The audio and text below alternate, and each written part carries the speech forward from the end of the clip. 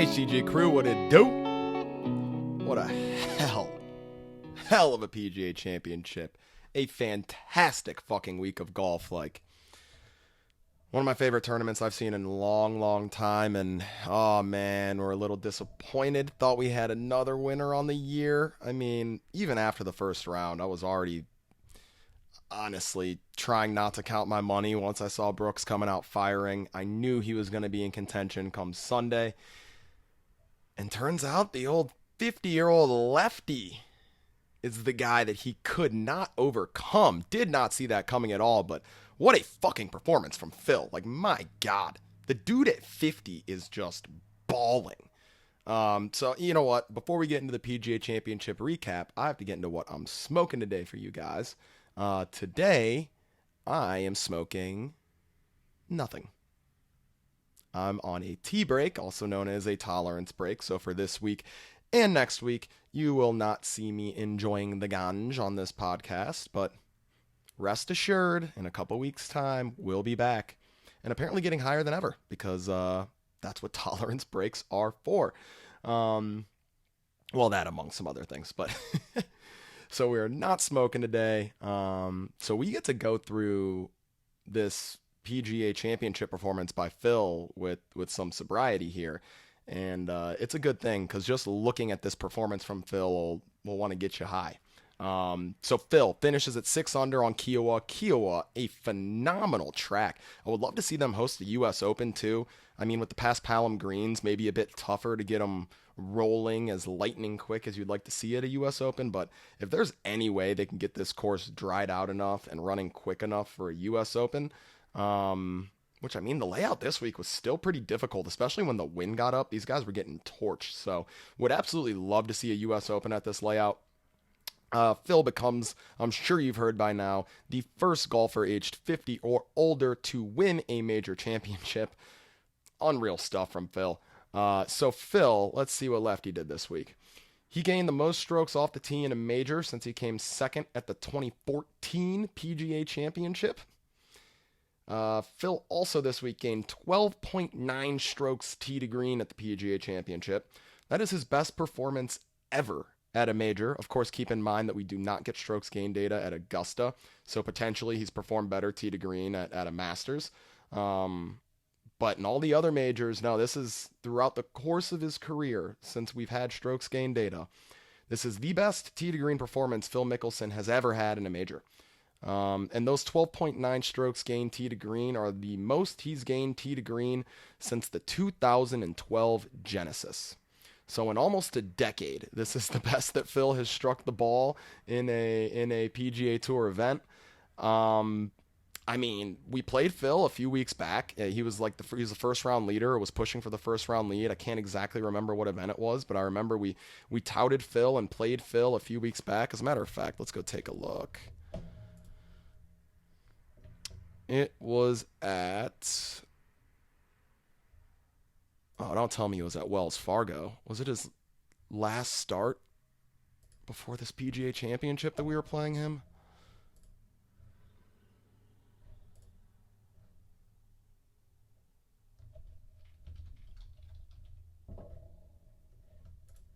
We're going to try and find this for you guys. I'm trying to get the round by round data.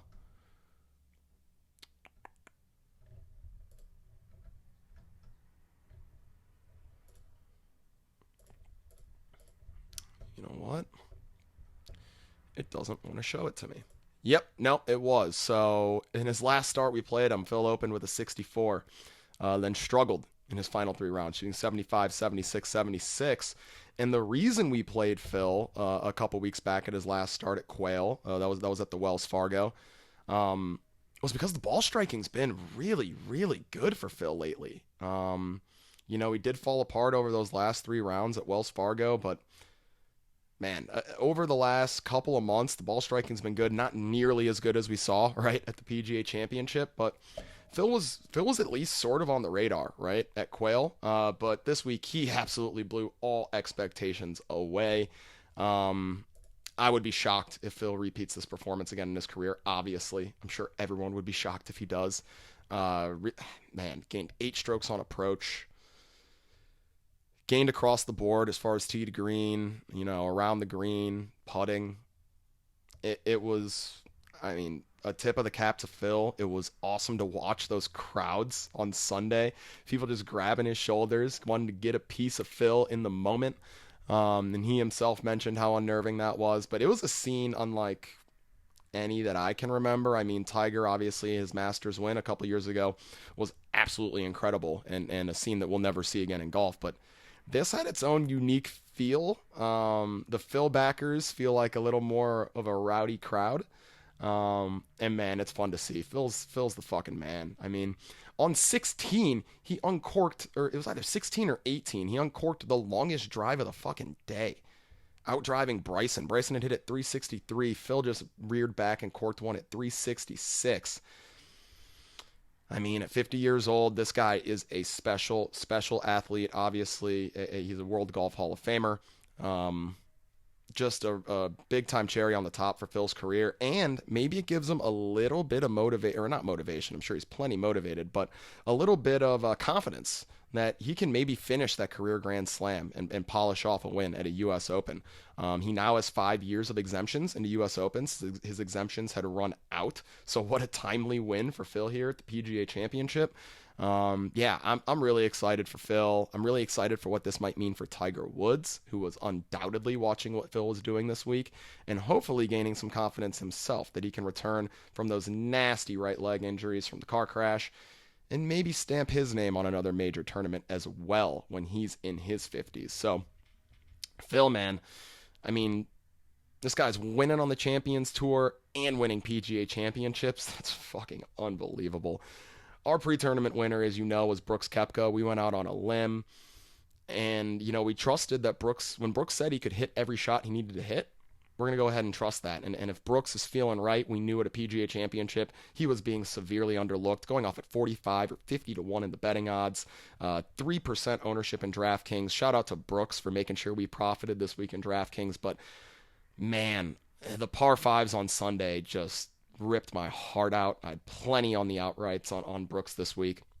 And yeah, he played those par fives on the front nine at 3 over. If he can just go grab 2 pars there, he's your winner by a stroke, assuming the tournament plays out the same, right? Maybe that would have changed Phil's strategy down the stretch. I doubt it. And it's just rare to see Brooks make mistakes like that on the scoring holes. So I was feeling really good coming into Sunday with our Brooks positions. Still a great performance from Koepka, who there aren't going to be as many question marks around him anymore, obviously. He's still reading putts a little funny, but the guy has every shot that he needs in the bag, as he showed this week. And we were this close, HTG crew, to another winner, our third of the year, which would have been pretty impressive, actually, being this early in the year, given that I only pick one winner for each event. Man, really wanted that one for Brooksy, but hey, if he wasn't going to win it, awesome to see Phil win it. Let's see, Brooks came T2, actually. He didn't come solo second. The player he tied with was, of course, Mr. Second Place in major championships, Louis Oosthuizen, who just couldn't make a putt over the weekend. Putted really well on Thursday and Friday. Putter just really fell off over the weekend. Otherwise, he definitely could have won this event as well. Was great with the ball striking. And all 3 of these players were great around the green. They were great everywhere, right? You don't win a major or contend in a major without being, pretty good across the board. So great performances from all of them. And another thing in poring over the data that I found really interesting was when I looked at how Jordan Spieth came into that 30th place finish. The ball striking was actually really, really good. Some of the best ball striking. He's been on fire with the ball striking all of 2021. But particularly last week, he was really, really strong with the ball striking. Was surprisingly the putter that let him down. The flat stick for Spieth. He lost 2.2 strokes putting. That's his worst performance since he missed the cut at the 2020 Northern Trust last August. So it was just the putter that let Spieth down. I personally think that's a bit of an anomaly. We were on those Paspalum green surfaces, which we don't see very often on tour unless you're playing, those seaside coastal golf courses. And a lot of those events are opposite field events or weaker field events that Jordan Spieth doesn't play in. So maybe you just had a bit of trouble with the Paspalum green surfaces. But it was really interesting to see that Spieth really gouged so many strokes away with the putter and was strong with the ball striking. So I really like Spieth coming into this week for that reason. And this week is the Charles Schwab Challenge.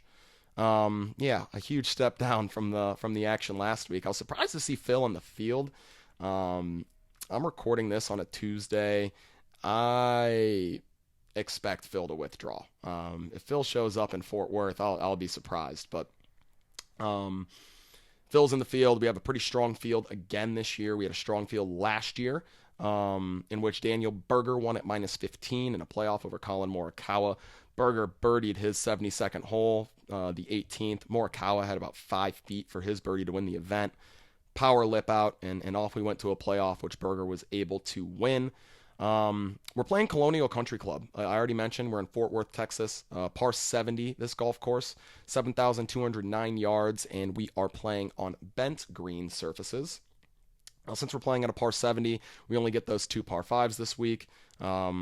Par 4s this week, we'll be playing mostly in the 400 to 450 yard range. Some a little bit less than that. Some at a little bit sub 400 in the high 380, 390 range. And the par 3s this week will play roughly around 200 yards. So we want guys that can score well on par 4s for sure, as well as par 3s. But we need good iron players this week. We're not getting many par 5s. It's not a very long golf course. This is where we can attack those players who are a little bit shorter off the tee but stellar with their irons. We want proximity gained. We want opportunities gained, right? Like we want these guys who are going to stuff their irons close, hit a fairway, stuff an iron close, and run hot with the putter. With that being said, I'm not going to count like driving distance against you. You just better be doing all those other things well. Driving distance would then just be a little bit of a cherry on top, but I want my guys hitting fairways, hitting greens, and rolling a hot flat stick this week. Off the tee, or driving distance at least, not going to be as important, especially since, again, we only have those 2 par 5s to attack. Something with the weather, potential for scattered thunderstorms both Friday and Saturday. If we get rain both days, or even if we get a heavy amount of rain on either one of the days, expect sort of a birdie fest. I mentioned Berger won at 15 under last year. If this golf course gets really soft, we could see that number push closer to -20. So don't be afraid to roster some guys this week who perform well in birdie fests, especially if these conditions get soft. These guys are going to be throwing darts at these pins, and the scores will get low. So our statistical model this week, the golfer prototype we're looking at, strokes gained approach is leading our model this week. Then strokes gained on par 4s, strokes gained off the tee, opportunities gained, and strokes gained putting. I already mentioned the type of player that we're looking for. Again, I want you to hit some fairways. You don't have to be exceptionally long off the tee. I want you to hit some fairways, hit plenty of greens, give yourself plenty of opportunities to make some putts. You don't have to be the longest off the tee in the world this week. My winner sits in the top shelf of plays. So drop in the YouTube comments who you think my winner is this week for the Charles Schwab Challenge. Withdrawals before we go ahead and get into our plays for the week, before we open up the top shelf. Mr. Kyung-Hoon Lee, fresh off his win a couple weeks ago, it has withdrawn. So if you have KH Lee in your lineup, get him the fuck out of there. ASAP, like Rocky. And with that, I'm going to get a drink of water. I would normally take a little puff here, but tea break, jeez. Weird feeling. And I imagine this episode's going to be a lot shorter because, I imagine I'm, flowing through this a bit faster because I don't have my relaxation meds. And I actually do probably spend a good 5 minutes each week on the podcast just strictly smoking and drinking water. So this is going to be a little shorter episode. But that doesn't mean that we're still not bringing home the bacon, baby, because we got the plays. We're going to go get a dub out here with our winner. Again, drop who you think is my winner in the YouTube comments. Also, let me know who you think is going to win the event. And with that, we open up our top shelf plays. Top shelf plays are $10,000 or more in Draftkings pricing. The first top shelf play is Mr. Jordan Spieth at $11,200. And right off the rip, we have my winner. I try not to go with the odds-on favorite or the highest priced player in Draftkings as my winner, but it's It's hard not to absolutely love Spieth this week. I mean, I'll back him. I need to go find what his number is in the betting market. It's probably in the single digits, honestly. I like him that much. The field's not incredibly strong. Um, yeah, if I could grab, something like a 12 to 1 on Spieth, I literally have not looked at the odds, so don't laugh at me if like he's at like 6 to 1 and 12 to 1's an absolute pipe dream. But if I could grab something in the double digits on Spieth, I would hop on that now. Like it just feels like it's time for this guy to win this event. He's won it before. Spieth won this event in, I believe, 2016. Yeah. So Spieth won in 2016. Of course, a Texas guy. We're in Fort Worth. Spieth from Dallas plays extremely well in Texas. I already mentioned how well he struck the ball at the PGA last week, was just let down by the putter. When he's in Texas, I don't think he's going to have any trouble on these greens. Certainly, some golf that he's used to. So I see zero reasons why Jordan Spieth doesn't win this event, other than, of course, it's really hard to win a golf tournament. But aside from that, everything is working in Spieth's favor. I absolutely love him this week. 17.5% projected ownership's not going to scare me away at all. As a matter of fact, I might roster him in every one of my lineups. That's how strongly I feel about the man this week. He's coming in 4th in the custom model, 6th on approach, 36th off the tee, 29th in opportunities gained, 4th on the par 4s, and 32nd with the putter. Yeah, I mean, nothing that concerns you. No red flags here. No even like yellow flags here. It's Jordan Spieth this week, and all the Jordan Spieth we can get at that $11,200 price tag, 17.5% projected ownership. And the other top shelf play we'll look to this week is going to be Colin Morikawa at a $10,500 price tag, 21.1% projected ownership. Lost last year in a playoff. You can't really call it a bunny, but very makeable putt from 5 feet to win the event last year. And Morikawa's just unreal on approach. He's the tour's best player on approach, bar none. His last 2 events, PGA Championship gained 7.7 strokes on approach. At RBC Heritage gained 7.6 strokes on approach. Over his last 5 events, Colin Morikawa on average is gaining 7.1 strokes on approach per event. Yeah, I don't know if there's a way to do it. I really don't think there is. And actually, let's take a look here. I'm going to fire up Draftkings and see. So we have a $15 tournament, $200,000 to first. So make sure you get entered. And I want to see your lineups. Shoot me some screenshots. Let me know how you guys are doing. Because, our player pool was strong last week. So I hope you guys are winning some money. And let's do it again this week. But I wonder if you could fit Spieth and Morikawa into a lineup. Especially going to be hard this week because I don't like the SCHWAG bag. The lowest price player that I'm going to talk about today in the SCHWAG bag is at $6,900. So that's going to leave us 7. Yeah, nope. I will be playing no lineups with Spieth and Morikawa. So I guess I can't play 100% Jordan Spieth after all. Definitely going to have to get some exposure to Mr. Colin Morikawa. But as far as, spend up options, spending a lot of my salary, those are the 2 guys I'm going to look to this week. And it really, JT is another guy you could justify. He's just been so bad with the putter that I'd rather pay the extra $200 to go up to Spieth or take the $500 discount to go to Morikawa. So JT just sort of finds himself in a dead range between 2 players that I really like. Patrick Reed, as I mentioned, every time Reed's in the field, he's live to win anything. Stats aren't gonna do you justice with Reed, who's just a gamer. Like when the moment is there, it's not too big for him. So you can always justify rostering some Patrick Reed, especially when he's going to be a low-owned play. He's projected for 15.2% ownership this week, so I feel okay getting away from Reed there and moving all my shares in on Spieth and Morikawa. And then Daniel Berger, your defending champion. I really thought I was going to like him a ton coming into this week. You guys know I'm a big Berger guy. I love myself some Danny B's. But man, he just was not very good last week. Lost strokes tee to green. A lot of that was around the green, but was just mediocre on approach, was mediocre off the tee. And when you're paying a price tag like this, and you can, the opportunity cost of rostering Daniel Berger means that you likely can't roster a Morikawa or a Spieth, I would rather pass. So I'm going to stick with Colin Morikawa at $10,500, 21.1% projected ownership, and Jordan Spieth at $11,200, 17.5% projected ownership. My winner of the event, Mr. Spieth, in the top shelf here. And there's a lot of good players up here, but the JTs, Reeds, Bergers, we're gonna have to pass this week. And that takes us to our mid-shelf plays. And this is also interesting because it's going to be pretty tough to get Spieth in one of these mid-shelf plays in. Morikawa in one of these top-end mid-shelf plays fits reasonably comfortably.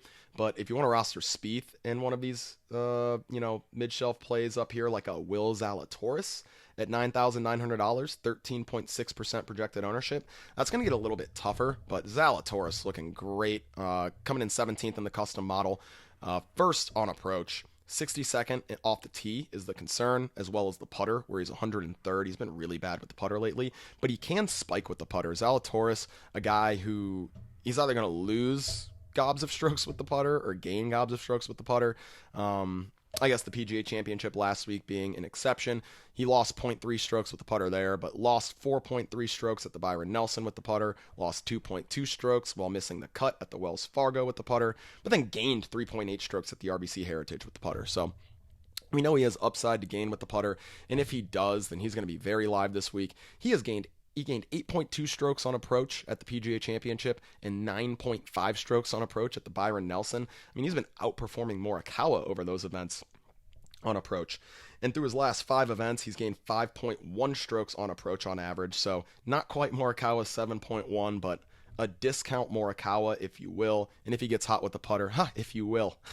And if Will Zalatoris gets hot with the putter, then he can win this event and pay off this $9,900 price tag. So it's going to be tough to slot him in with one of these top shelf plays, and I really like the top shelf plays. I don't know how comfortable I would feel starting a lineup with Zalatoris, so it's going to be a little difficult for me to get to, but I'll find ways to slot him in this week. Another guy I'll find ways to slot in is Abraham Answer, $9,700 price tag, 19.2% projected ownership. I did not love to see, but it's warranted. This guy has been unbelievable lately. The ball striking and the putting have both been on fire, which obviously is a recipe for success when you're playing the game of golf. Answer coming in first in the custom model, 16th on approach, 2nd off the tee, 18th in opportunities gained, 1st in strokes gained on the par 4s, and 2nd in strokes gained putting. Whew. He is setting the model on fire.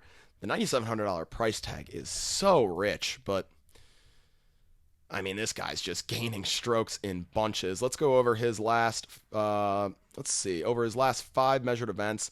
He's gained 5.8 strokes tee to green, 2.7 strokes on approach, and 3.4 strokes off the tee. He's backed that up, gaining 3.3 strokes putting on average. He's doing everything great. It's kind of crazy he hasn't won in this stretch. Came 2nd at the Wells Fargo, where he gained 13.7 strokes total. Came 5th at Valspar, where he gained 11.7 strokes total. Just came 8th at the PGA, where he gained 9 strokes total. This guy's gaining strokes in bunches, and it sort of feels like the win's coming. We'll see if Answer can get it this week. This is the week I feel like he needs to do it. In a bit of a weaker field, he's coming in with phenomenal form, as I just went over. Abraham Answer, he needs to be contending this week, and this is the week that if he wants to go ahead and chalk up a W, he needs to get it done this week. This is a good opportunity for him. So Abraham Answer, $9,700 price tag, 19.2% projected ownership. You can go with Mr. Ball Striking and Corey Connors, $9,400 price tag, 18.6% projected ownership. I won't blame you.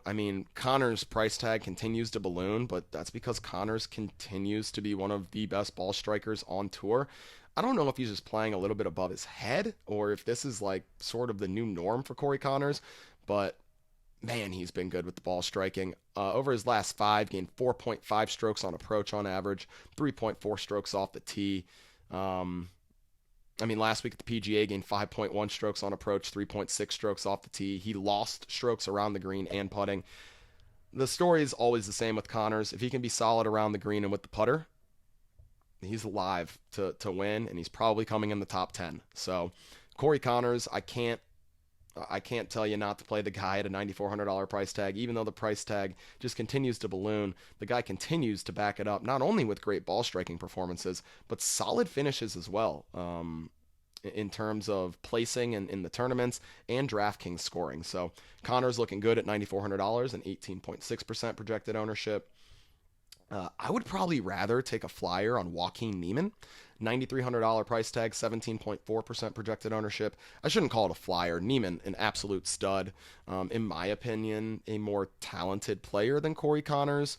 Certainly all around. Niemann, I mean, as a matter of fact, would have been contending these last couple of weeks if not for these around the green numbers. Came 30th at the PGA, gained on approach, gained 1.9 strokes on approach, gained 2.9 strokes off the tee, even showed up with the putter as he's been doing lately, gained 4.8 strokes with the putter, but lost 3.6 strokes around the green. The story was similar at Wells Fargo, where he lost 3 strokes around the green and came 18th. At Honda, he came 25th, lost 5.1 strokes around the green. The around the green game's actually absolutely killing this guy. But the good news for Mr. Niemann this week is I don't need you to be good around the green this week. I want you hitting all the greens. As a matter of fact, I want you pin seeking on all of these holes. And that's when Niemann is especially dangerous. So I really like Joaquin Niemann at this $9,300 price tag, 17.4% projected ownership. Man, let's keep the theme going. Just guys who have been amazing with the ball striking lately, because that's what this golf course is going to call for. Chuck Hoffman, at an $8,700 price tag, 22.2% projected ownership.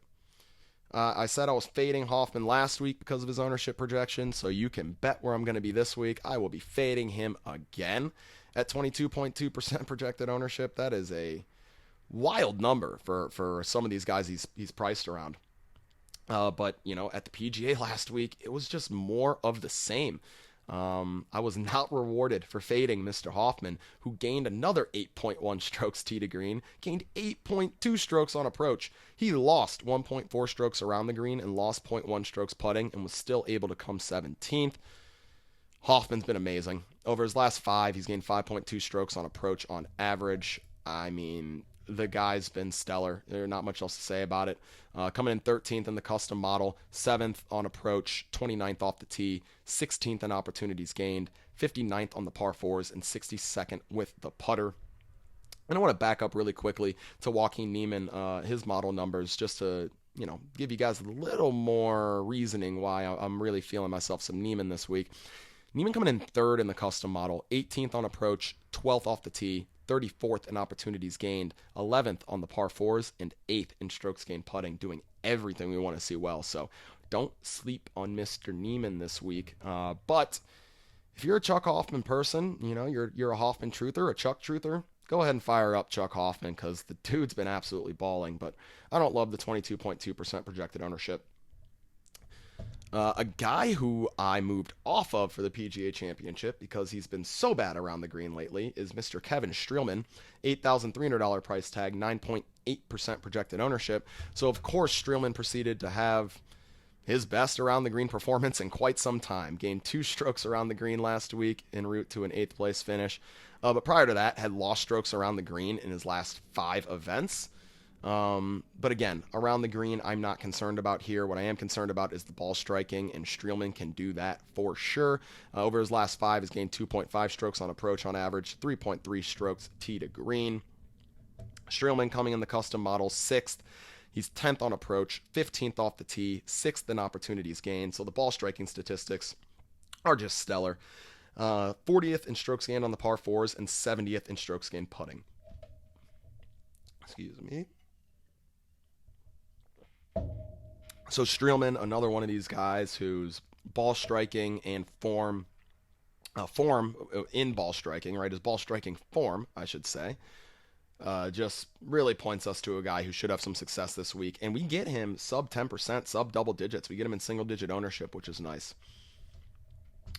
In the last mid-shelf play, I don't have many plays this week, guys. There's a really concentrated pool of players that I like. It's going to make it difficult to fit them together as puzzle pieces because of the salary ranges and tiers that I like, but makes the decision-making a bit easier this week. Last mid-shelf play is Emiliano Grillo. You should be unsurprised. I've been mentioning ball strikers this entire time. $7,900 price tag, 20.7% projected ownership. So like Hoffman, man, I could find myself moving away from Grillo. I just find him a little less volatile than Hoffman, like long term, but Hoffman's been really consistent lately. So I feel like if I'm fading Hoffman, I have to fade Grillo as well. But Grillo coming in 8th in the custom model, 5th on approach, 87th off the tee is the big concern, 4th in opportunities gained, 3rd in the par 4s, and even 44th with the putter. He hasn't been terrible with the putter lately, above field average in this field with the putter, which is absolutely shocking for Emiliano Grillo. So Grillo, $7,900, 20.7% projected ownership. Man, Hoffman and Grillo present really, really difficult decisions this week, what to do with them at their projected ownership. A little easier for me to go to Connors, Neiman, Answer, right? They're all just sub 20%, and I feel a lot more confident in their upside. So yeah, it's going to be an interesting week to determine what we're going to do with Grillo and Hoffman. Certainly, if you're going to roster them, and if you're going to roster them together in the same lineup, you're gonna want to find some spots elsewhere in your lineup to get different and likely to get very different. And always, guys, remember to get different, you can just leave some money on the table. Don't spend all your $50,000 salary. That's gonna get you a little bit different from the field as well. All right. And that takes us into our swag bag plays. Man, we got there fucking fast. Damn. Oh, the best part of the show where we get to take some stabs at some bums. I shouldn't call these guys bums. They're on the PGA Tour, but relative to the players we've already talked about, yeah, we're going to take some stabs at some bums. The first bum I like in the swag bag players are below $7,500 in DraftKings pricing. Harold Varner III, HV3, came through for us last week with a made cut. $7,400 price tag, 15.4% projected ownership, so starting to catch some steam. But you can still play him at that projected ownership. I usually like to play Varner when he's less popular. I mean, I like to play everyone when they're less popular, but Varner particularly, similar to Hoffman, just a guy who is very volatile. Like he could easily miss a cut here. But Varner has been striking the ball very well lately, struck it well at the PGA Championship. Comes in 19th in the custom model, 31st on approach, 52nd off the tee, 20th in opportunities gained, 18th on the par 4s, and 53rd in strokes gained putting. And last week at the PGA, Varner gained 6.8 strokes tee to green, gained 2.2 strokes on approach. Over his last 5 measured events, he's been good everywhere, right? Like he's gaining tee to green, he's gaining around the green, and he's gaining with the putter. So getting a well-rounded guy like that, especially one who's been very good on approach lately, at this price tag at $7,400, feels a bit like stealing until you look at that 15.4% projected ownership, at which point it feels about right. So HV3, $7,400, 15.4% projected ownership, looking good. I'd rather pivot to old bucket hat Joel Dahman at $7,400, only 8.8% projected ownership. Dahman coming in 24th in the custom model, 22nd on approach, 42nd off the tee, 19th in opportunities gained, 44th on par 4s, and 92nd with the putter. So Dahman really just, the putter's been holding him back lately. Lost 3.5 strokes with that flat stick at the PGA. And he has lost strokes putting in, let's see, 8 of his last 10 measured events. So, yeah, I mean, Dahman's certainly going to have to bring the putter with him, losing an average of 2.2 strokes putting over his last 5.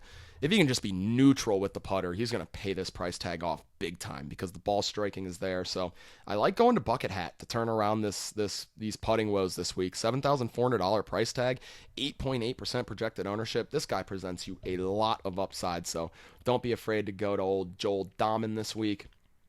A guy similar to Dahman, except, he's just always an awful putter, is Russell Knox at $7,300, 9.4% projected ownership. Great ball striker, coming in 18th in the custom model, 11th on approach, 67th off the tee, 25th in opportunities gained, 12th on the par 4s, but 81st with the putter. Knox, not dissimilar from Dahman. You might want to even roster them together to see maybe if this is a week with the return to bent greens that these guys who have been struggling with the putter maybe find it a bit this week. So Russell Knox, $7,300 price tag, 9.4% projected ownership. looking like a solid play down here in the SCHWAG bag. As is, man, and I feel like I mention him almost every week now that he's in the field, Doug Ghim. $7,200 price tag, only 8.1% projected ownership. So we saw a little bit of a period of time there where Ghim was really attracting a lot of ownership. But it looks like the Jets have cooled on him, and so we want to go ahead and strike now. Ghim coming in 15th in the custom model, 9th on approach, 21st off the tee, 5th in opportunities gained. I mean, the ball striking is great. 63rd in the par 4s and 118th with the putter. It feels like a good week to go with these guys who have been striking the ball really well but struggling with the putter, and Doug Ghim is no exception. He's lost 4.1 strokes putting on average over his last 5 measured events. This is absurd. 3.3 strokes lost at the Byron Nelson, lost 4 at the Valspar, lost 1.3 at the RBC Heritage where he came 33rd. He came 44th at the Valero Texas Open, losing 7.5 strokes with the putter. And then previous to that, he missed the cut at the Honda, losing 4.1 strokes. It wasn't much better than that at the Players or the API, where he also lost strokes putting. So he has lost strokes putting and a lot of strokes putting in 7 consecutive events. But if he does gain with the putter and he can flash high upside with the putter, let's look at the Farmers, where he gained 5.3 strokes with the putter, gained 1.4 strokes with the putter at the American Express, where he came in 5th. If Ghim can just, be neutral with the putter or maybe gain a stroke with the putter, a top 5 is possible. And to get a top 5 out of someone down here in the SCHWAG bag is upside that you can't find all that often, especially at 8.1% projected ownership. So I'm really digging myself some Doug Ghim. He's going to be a big piece for me to use this week as a salary savings at $7,200, and 8.1% projected ownership is just too low. Jonathan Vegas at $7,100, 4.8% projected ownership. I don't love Vegas, but the model kind of does, and the price tag's fair enough, and the ownership's reduced enough that we'll go ahead and take a shot. It's the off the tee that's sort of carrying him in the model. He's coming in 23rd overall in the custom model, 51st on approach, which I don't love to see. First off the tee, which is obviously good, but I like to see the approach numbers a bit better. The reason I left him is he's 24th in this field in opportunities gained. So while the approaches haven't been great, at least when he does hit a solid, like when he does hit a good approach, it's close to the hole and it's a good birdie opportunity. So he's coming in 32nd in the par 4s and 91st with the putter. But again, the opportunities gained number is good enough to the point that if he can just roll in some of these 10-footers, he can pay off the $7,100 price tag. He doesn't carry the upside, in my opinion, that like a Doug Ghim does for $100 more, or the upside that this last player down at $6,900 carries, in my opinion. So, he's sort of, it's like Justin Thomas. He's sandwiched in between two guys that I just like significantly more than him. But if I do end up with only $7,100 left, I will look to some Jonathan Vegas, 4.8% projected ownership. And the last play of the SCHWAG bag. And I mentioned, I think he has more upside than Jonathan Vegas, and I'm surprised at this projected ownership. It's Luke List at $6,900, 1.9% projected ownership. That's too low for a guy that has the upside like List does. I mean, he came 6th at the Wells Fargo. That was 3 weeks ago, where he gained 5.3 strokes off the tee and 1.4 strokes on approach. He's gained on approach in each of his last 4 measured events. Gaining 1.5 strokes on approach on average over his last 5 measured events. You have to hope he doesn't gouge strokes with the putter, right? Lost 3.5 strokes with the putter at Byron Nelson. That turned into a 61st place finish. He gained 2.7 strokes with the putter at Wells Fargo. That was a 6th place finish. That is the story with Luke List. If he's gaining with the putter, he has legitimate top 10 upside. And as I mentioned with Doug Ghim, that's not easy to find down here, especially, I said at 8.1% projected ownership for Ghim, but at 1.9% projected ownership for List, give me a break. He's down here in the SCHWAG bag for a reason. He's an awful putter, but he does everything else well. And if he's shown the ability to flash with the putter. Luke List, I'm gonna die on that hill. I'm gonna hope List can be neutral with the putter this week. Another salary savings for me down here to go with Ghim and Dahmen to make sure I have plenty of salary to get up to those high price guys I like, especially Jordan Spieth, who I think might win this tournament running away this week, honestly. I mean, there are some big names in the field. It might be hard for him to run away from a guy like Morikawa or a guy like JT, Zalatoris, Answer. But if Spieth comes with his A game this week, look out, folks. This guy is going to ball on him. So yeah, that does it for the Charles Schwab Challenge. Let's go see Jordan Spieth get a W like Brooks Koepka couldn't do for us last week, but we're still fucking pumped that Phil won. Good for you, Phil. It's fucking amazing. He's an absolute goat. Love that, man. So yeah, let's go ahead and let's get ourselves a W during this tea break season, this tolerance break season. Since we're not smoking the ganj, we got to hit the green in the other two ways. We're not hitting the green on the joints, but we're certainly going to be hitting the green as far as playing some golf ourselves, and hitting the green as far as winning some money on Draftkings in the betting market. Go get yourself your Jordan Spieth. Go get yourself your Luke List. Fire up these plays that I mentioned, and let's go win ourselves some money, HTG crew. You already know I love you, and I'll see y'all next week. Peace.